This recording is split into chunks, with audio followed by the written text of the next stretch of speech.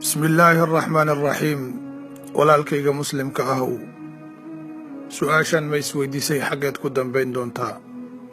allah subxaanahu wa tacaala marka uu adduunka walaalayaal tilmaamayo wuxuu ku sheegay inama alxayaatu addunyaa lacibun walahwun waziinatun watafaakhurun baynakum watakaahurun fi lamwaali waalawlaad nolosha adduunka waa iska dhalanteed waa iska ciyaar iyo isufaanid iyo maalbadsi weeye adduunka walaalayaal wax yar ayaa lagu noolaanayaa quruxda adduunka yaysan ku sirin oo mataqaanaa ha noqonin mid ku kadsooma cuntada macaan jiifka macaan hadalka macaan lacagta badan fasaxa iyo daaraha dheer ee laiskugu faanayo walaalayaal waa laga tegayaa waxaan shaki ku jirin kullu nafsin daa'iqatu lmowt naf walba inay geerida dhadhaminayso walaalayaal adduunkan laguma keenin ciyaar laguma keenin ilqurux si bes ah adduunka waxaa lagugu keenay inaad ilaahay subxaanahu wa tacaala caabudid aad waajibkaada gudatid isla markaana aad isu diyaarisid aakhiro walaalayaal laba fariiq ayaa la noqonayaa fariiqun fi ljanna qayb jannada ku jirta wa fariiqun fi saciir waxaase nasiib darro ah inaadan u diyaar garoobin fariiqa jannada inaad ka mid noqotid walaalayaal sidaad u jeceshahay inaad jiif wanaagsan u heshid oo adduunkan aad guri fiican uga degtid waxaa loo baahan yahay inaad aakhiradaada u fakirtid oo aakhira aad ku dadaashid inaad jannada boos fiican ka heshid aakhira walaalayaal xisaab ayaa taalla waxaa taalla su'aal ayaa taalla adduunkan maxaad ku soo qabsatay maxaad soo suubisay maxaad soo camal fashay taas macnaheedu ma ahan inaad adduunka hilmaamtid oo aad aakhira besun ka fakirtid laakiin waxaa loo baahan yahay inaadan ilaahay subxaanahu wa tacaala hilmaamin walaalkayga muslimka ahow salaada ma tukataa qur-aanka ma akhrisaa ilaahay subxaanahu wa tacaala ma barisaa mise qalbigaada wuxuu ku fakiraa sidii aad adduun u gaari lahayd oo aad gaari fiican u heli lahayd oo aad gabar fiican ama nin fiican u heli lahayd mise aakhira dhan waad hilmaamtay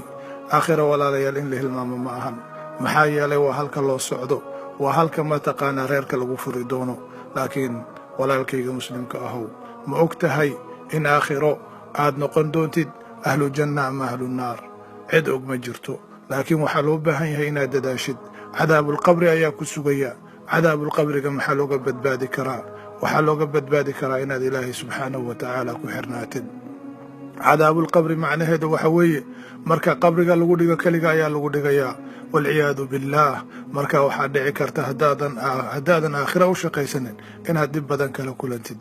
bal sawiro marka aad riyoonaysid oo mataqaanaa balaayo ku qabsata adoo riyoonaysid oo wax ku soo weeraraan maxaad dareentaa cadaabulqabriga ayaa ka daran walaalkayga muslimka ahow nolosha adduunka iyo dhayalkeeda iyo dhaldhalaalkeeda ha ku sirmanin salaada ku dadaal qur-aanka dhegayso masaajidada ku xirnow walaalaha wanaagga la jeclow wallaahi walaalkayga muslimka ahow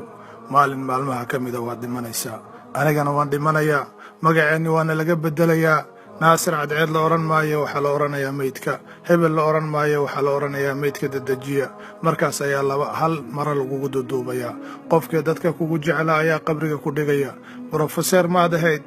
dhaktar maad ahayd injineer maad ahayd kolba waxaa tahay meyd ayaa tahay wixii aad ahaydba adduunka waxaad kala tegaysaa intaa halkaa kaaga muuqata ayaad kala tegaysaa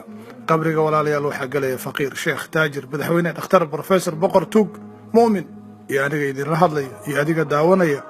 intaba halkaas ayaan u dambaynaynaa haddaba su-aasha isweydiinta lahaa waxay tahay maxaad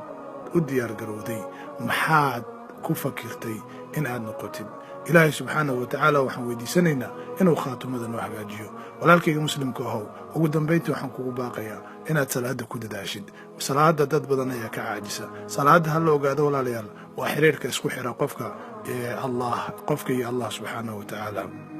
waxaan dembi dhaaf ilaahay subxaanahu wa tacaala weydiinayaa walaalkay igu dhaliyay inaan barnaamijkan soo duubo islamarkaana sawirradaan ii soo diray fikirkaana ka dambeeyey waxaan leeyahay ilaahay subxaanahu wa tacaala miisaanka xasanaadka ugu daro waxaan leeyahay qof kastoo muslim oo fariintan sii faafiya walaalihiisa sii gaarsiiyana ilaahay subxaanahu wa tacaala ha u naxariisto walaalkii naasir cadeed idin leh asalaamu calaykum waraxmat ullaahi wabarakaatuh